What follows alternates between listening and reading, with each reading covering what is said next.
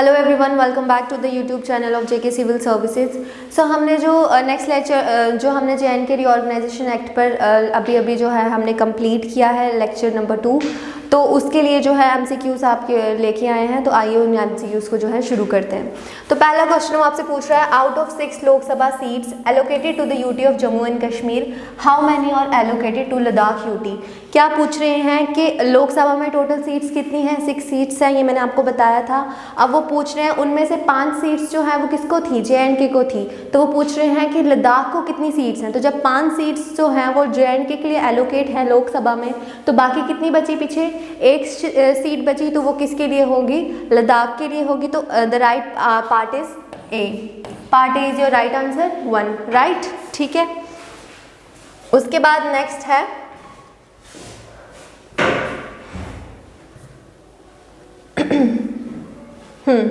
Next पूछ रहे हैं, how many seats in the legislative assembly for the UT of Jammu and Kashmir. UT of Jammu and Kashmir के लिए legislative assembly में जो है कितनी सीट्स हैं? लेजिस्लेटिव असेंबली में कितनी सीट्स हैं UT of Jammu and Kashmir के लिए? मैंने क्या बताया था? 107। ठीक है, 107 सीट्स जो हैं वो UT of Jammu and Kashmir के लिए लेजिस्लेटिव असेंबली में जो है सीट्स हैं। So part A is your right answer. ठीक है, उसके बाद नेक्स्ट है, how many parts are there in the J and K reorganisation act. हमारा जो जे.एन.के रीऑर्गेनाइजेशन एक्ट है उनमें पूछ रहे हैं कि कितने पार्ट्स हैं। मैंने क्या बताया था? 103 सेक्शंस हैं, 5 स्केड्यूल्स हैं और 14 पार्ट्स हैं, राइट। तो राइट आंसर क्या है? Part C, 14 is your right answer. ठीक है, उसके बाद नेक्स्ट पूछ रहे हैं, how many schedules are there in J and K reorganisation act. ये मैंने अभी ही बता दिया कि 103 सेक्शंस हैं, 5 स्केड्यूल्स हैं। So the right answer is part A. Part A is your right answer. ठीक है, part A is your right answer. 5 parts schedules जो हैं Jammu and Kashmir reorganisation act में हैं। फिर उसके बाद नेक्स्ट और लास्ट क्वेश्चन है, how many sections are there in Jammu and Kashmir reorganisation act. Parts हो गए पार्ट्स हो गए 14, स्केड्यूल्स हो गए 5। अब पूछ रहे हैं सेक्शन कितने हैं। तो सेक्शन कितने थे जे.एन.के रीऑर्गेनाइजेशन एक्ट में? 103 सेक्शन थे। So A part is your right answer, 103 sections. ठीक है, thank you so much. Hello and welcome to JK Civil Services. This is your test 5 with respect to directive principles of state policy and fundamental duties. Question number 1 is, which of the following is not correctly matched? इनमें से correctly matched कौन सा नहीं है? ठीक है, article देख लीजिए। 39A says about equal justice and free legal aid. Yes, this is absolutely right. 40 is about organization of village panchayat, हाँ बिल्कुल, ये भी बिल्कुल सही है। Then 44 is about uniform civil code, ये भी बिल्कुल सही है। 48 जो है आपका, it is separation of judiciary from executive, ये आपका गलत है क्योंकि article 50 of DPSP says about separation of judiciary from executive, तो ये गलत है। 48 says about organisation of agricultural animal husbandry, यानी कि वो जो प्रोहिबिशन ऑफ काउ स्लॉटर्स वाला जो आर्टिकल है ना, वो 48 है। ठीक है ना, जुडिशरी वाला 50 है। Question number 2 is, the panchayati raj institutions are established as per constitutional directions of the. किसकी डायरेक्शंस थी ये कि पंचायती राज इंस्टीट्यूशन एस्टैब्लिश हो? It was directions given by directive principles of state policy. ठीक है, क्योंकि इसके बाद ही फिर अमेंडमेंट हुआ है ना हमारा 73rd अमेंडमेंट ऑफ 1992, जिसमें पंचायती राज इंस्टीट्यूशंस को क्या बनाया गया? Constitutional bodies. Okay, now the next question is, question number 3, the panchayati, ये हो गया। Question number 3 is, in which of the following the provisions for the protection and improvement of environment and safeguarding of forest and wildlife are found in the constitution of India. बोला है ये दो चीज़ें कौन से वाले हमारे part में पाई जाती हैं, ठीक है ना। दिस इज़ ये हमारे DPSPs में भी ये प्रोविज़न है और फंडामेंटल ड्यूटीज़ हमारी टोटल 11 फंडामेंटल ड्यूटीज़ हैं उनमें भी ये प्रोविज़न पाया जाता है। Okay, so the answer is both A and B। Question number 4 is which among the following statements are correct regarding directive principles of state policy। हमें बताना है इनमें से ठीक राइट कौन सा स्टेटमेंट है। They act as the instrument of instruction. हाँ बिल्कुल सही है, हमने पढ़ा था कि जब भी स्टेट को कोई पॉलिसी बनानी है, कोई लॉ बनाने हैं, रेगुलेशंस बनाने हैं, तो डायरेक्टिव प्रिंसिपल्स जो हैं they act as the governing principles और instructions. They are borrowed from constitution of Ireland. बिल्कुल आयरिश कॉन्स्टिट्यूशन से लिए गए हैं और आयरलैंड नहीं स्पेन से लिए हैं, ठीक है, ये भी बिल्कुल सही है। They are non justiciable in court of law. बिल्कुल they are not enforceable by any court of law, मतलब all of the above are correct. Question number 5 is Article 45 under the Directive Principles of State Policy in the Indian Constitution provides for, हमने पढ़ा था इसमें amendment भी हुई है, तो 86th amendment of 2002। तो ये किस रिलेटेड है? It is for their rights free and compulsory primary education. Okay, so that's all for today, thank you. Hello and welcome. This is your MCQ lecture 6 for economics. So our first question is SDG adopted by United Nations on 2014, 2015, 2016, 2017.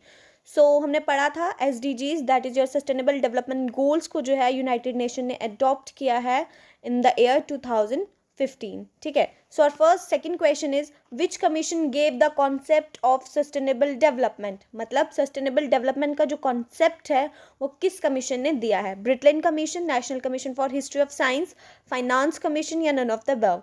So it's correct option is option A, that is Britain Commission.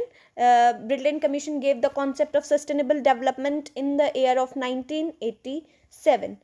All right, so our third question is which was the first conference which shows the first step towards environmental concern। तो हमने पढ़ा था कि जो हमारा first step था towards environmental concern वो किस में दिखाया गया था? Option number 1 Stockholm conference, Rio conference 20। So it's correct option is option A, that is Stockholm conference. ठीक है। Our fourth question is how many targets did MDG have, that is your millennium development goal. ठीक है, उसमें बोला गया है कि कितने आपके जो टारगेट्स हैं, दैट इज 17, 8, 14 और 16। So it's correct option is option B, क्योंकि इसमें जो टारगेट्स रखे गए थे वो आपके 8 रखे गए थे, जबकि 17 जो हैं ये आपके SDGs में हैं। ठीक है।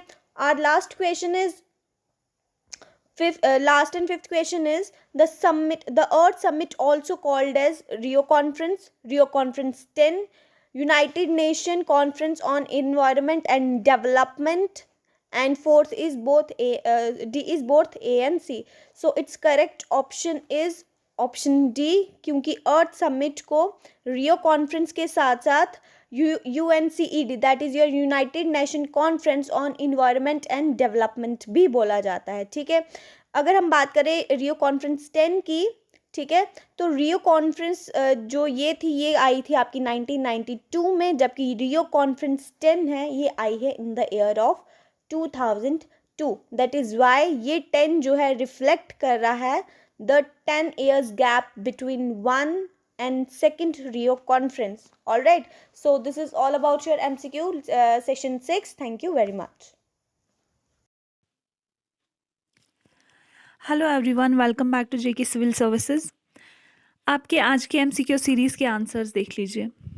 टॉपिक क्या था आपका? Gland system. ठीक है, पहले हमने एक्सोक्राइन ग्लैंड्स पढ़े थे, आज हम एक्सोक्राइन के बारे में देखेंगे, और जब हम नेक्स्ट लेक्चर पढ़ेंगे एंडोक्राइन, उसके बाद हम एंडोक्राइन की MCQ सीरीज़ करेंगे। ठीक है। सो पहला क्वेश्चन है, फर्स्ट हार्मोन डिस्कवर्ड इज़, जो पहला हार्मोन था जिसको डिस्कवर किया गया वो कौन सा था? ठीक है, पैराथॉर्मोन नहीं था, इंसुलिन नहीं था, ग्लूकेगॉन नहीं था, स्क्रीटिन इज़ द करेक्ट ऑप्शन। ठीक है। नेक्स्ट चलिए, which of the following hormone is not produced by thyroid gland. क्या बताया था मैंने, थायराइड ग्लैंड कौन सा हार्मोन स्क्रीट करता है, 3 हार्मोन स्क्रीट करता है, T3, T4 एंड कैल्स्टोनिन, ठीक है। सो कौन सा हार्मोन इनमें से है जो कि थायराइड ग्लैंड स्क्रीट नहीं करता, ग्लूकेगॉन, ठीक है। ग्लूकेगॉन कौन स्क्रीट करता है, पेनक्रियास, ओके। नेक्स्ट वन, यहाँ पे आप ये भी याद रखेंगे कि जो T4 है इसको हम थायरॉक्सिन भी कहते हैं, ठीक है, thyroxine. T4 is also called as thyroxine hormone. Third question. First hormone was discovered by dash in the year dash. First hormone जो सिक्रीटिन है उसको किसने डिस्कवर किया था और किस ईयर में डिस्कवर किया था, ठीक है। मैंने आपको बताया था E.H. स्टार्लिंग ने डिस्कवर किया था और किस ईयर में किया था, 1902 में, ठीक है। सॉरी, गलती से लेक्चर में FH लग गया था, ठीक है, FH नहीं है, E.H. स्टार्लिंग है। सो correct option is D. Next one, which of the following is not an exocrine gland. इनमें से कौन सा ग्लैंड है जो कि एक्सोक्राइन नहीं है। सेबेशियस ग्लैंड भी आपका एक्सोक्राइन है, मेमोरी भी एक्सोक्राइन है, लैक्रिमल भी एक्सोक्राइन है, थायराइड ग्लैंड आपका एंडोक्राइन है। सो correct option is D. Last one, lacrimal gland स्क्रीट, जो हमारे लैक्रिमल ग्लैंड्स होते हैं, जो हमारे एक्सोक्राइन ग्लैंड्स होते हैं, ठीक है। लैक्रिमल ग्लैंड्स किस में इंक्लूड होता है, एक्सोक्राइन में। वो क्या स्क्रीट करते हैं, सीबम नहीं, सीबम कौन स्क्रीट करता है, सेबेशियस ग्लैंड। मिल्क कौन स्क्रीट करता है, मेमोरी ग्लैंड्स, ठीक है। स्वेट ग्लैंड स्क्रीट करते हैं, और जो लैक्रिमल ग्लैंड्स होते हैं वो क्या स्क्रीट करते हैं, tears. So correct option is D. Hello and welcome back to JK civil service. तो आज इस वीडियो में हम डिस्कस करेंगे top 5 most MCQs on Maurya empire के बारे में। जो हमने मौर्य एम्पायर लेक्चर पीछे पढ़ा था उसके एमसीक्यूज हम जानेंगे। तो सबसे पहले यहाँ पे देख सकते हैं क्वेश्चन नंबर 1 क्या पूछा गया है, who among the following was not a part of the Maurya dynasty. Question पे ध्यान देना, क्वेश्चन क्या पूछा गया है, who among the following was not a part of the Mauryan empire. कौन सा इसमें ऐसा ऑप्शन है जो मौर्य एम्पायर का पार्ट नहीं था। ऑप्शन नंबर ए है आपके पास अजात शत्रु, ऑप्शन नंबर बी है आपके पास बिंदुसार, ऑप्शन नंबर सी है आपके पास चंद्रगुप्त मौर्य, और ऑप्शन नंबर डी है आपके पास नन ऑफ दिस। तो इसका जो करेक्ट ऑप्शन रहेगा वो है आपके पास अजात शत्रु। उसके बाद अगर बाकी ऑप्शंस की बात करें तो बिंदुसारा बिल्कुल था, ऑप्शन नंबर सी चंद्रगुप्त बिल्कुल ये था मौर्य एम्पायर का पार्ट, तो ये आपके आंसर नहीं रहेंगे। तो कौन सा इसका करेक्ट ऑप्शन होगा, option number A. Option question number B पे जाएंगे। क्वेश्चन नंबर 2 क्या कहता है, Chandragupta Maurya was an ardent follower of, किस रिलीजन को ये बिलोंग करते थे। तो आपने अगर वीडियो अच्छे से देखा है जिसमें हमने पढ़ा था कि चंद्रगुप्त मौर्य क्या हुआ था, वो जिन्होंने तख्त छोड़ दिया था और उसके बाद किस रिलीजन को के साथ को फॉलो करने लगे थे। तो आपके पास ऑप्शन है, option number A Sikhism, option number B है आपके पास जैनिज्म, ऑप्शन नंबर सी है आपके पास बुद्धिज्म, और ऑप्शन नंबर डी है आपके पास जैविज्म। तो उसमें अच्छे से हमने जाना था, इसका जो करेक्ट ऑप्शन है वो है आपके पास ऑप्शन नंबर बी। उन्होंने किस रिलीजन को फॉलो किया था, तो उन्होंने किया था जैनिज्म के रिलीजन को फॉलो। क्वेश्चन नंबर 3 पे जाएंगे। क्वेश्चन नंबर 3 क्या कहता है, पूछा गया है अर्थशास्त्र जो बुक है वाज रिटन बाय, किसने उसको लिखा है। तो वो ऑप्शन नंबर ए है आपके पास धनानंदा, ऑप्शन नंबर बी है आपके पास कौटिल्य, ऑप्शन नंबर सी है आपके पास बिंबिसार, और ऑप्शन नंबर डी है आपके पास पुष्यमित्रा। तो मोस्ट इंपॉर्टेंट पॉइंट है, ये क्वेश्चन हमने पढ़ा था, सारा का सारा पढ़ा है sources of the Maurya empire के में। तो इसके ऑप्शन करेक्ट ऑप्शन जो होंगे वो आपके पास होंगे Kautilya. Kautilya is also known as Chanakya. तो उन्होंने कौन सी बुक लिखी थी, उन्होंने लिखी थी अर्थशास्त्र। नेक्स्ट क्वेश्चन पे जाएंगे। क्वेश्चन नंबर 4 पूछा क्या गया है, the monk who influenced Ashoka. कौन सा ऐसा मॉन्क है इनमें से, इन मॉन्क्स में से जिसने अशोका को इन्फ्लुएंस किया था कि आप बुद्धिज्म में कन्वर्ट हो जाओ। तो वो कौन से थे। ऑप्शन नंबर ए है आपके पास विष्णुगुप्त, ऑप्शन नंबर बी है आपके पास उपगुप्त, ऑप्शन नंबर सी आपके पास है ब्रह्मगुप्त, और ऑप्शन नंबर डी है आपके पास बृहद्रथ। तो इसका जो करेक्ट ऑप्शन है ये भी हमने उसमें डिस्कस किया था लेक्चर में, तो इसका करेक्ट ऑप्शन है आपके पास उपगुप्त। करेक्ट आंसर है, जिसने इन्फ्लुएंस किया था अशोका को कन्वर्ट होने के लिए इनटू बुद्धिज्म में। क्वेश्चन नंबर 5 की बात करें, क्वेश्चन नंबर 5 लास्ट क्वेश्चन है। ये पूछा क्या गया है कि नेम द ग्रीक एम्बेसडर, किसका नाम बताना है? ग्रीक एम्बेसडर का एट द मौर्यन कोर्ट। कौन ऐसा ग्रीक एम्बेसडर था जो मौर्य एम्पायर के कोर्ट में आया था? तो इसको भी हमने अच्छे से पढ़ा था, वहां पे चंद्रगुप्त मौर्य को वहां पे हमने जाना था, हमने पढ़ा था वहां पे कि चंद्रगुप्त मौर्य की जब लड़ाई हुई थी सेल्यूकस निकेटर के साथ। उम्मीद है कि आपने अभी तक इस क्वेश्चन का आंसर किया होगा।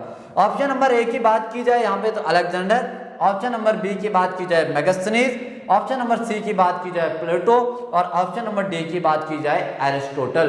तो इसमें से जो करेक्ट ऑप्शन है वो है आपका option number B, that is Megasthenes. तो जब लड़ाई हुई थी तो मेगास्थनीज चले गए थे, सेल्यूकस निकेटर ने भेजा था मेगास्थनीज को चंद्रगुप्त मौर्य के कोर्ट में। ये रहे आपके टॉप 5 मोस्ट एमसीक्यूज।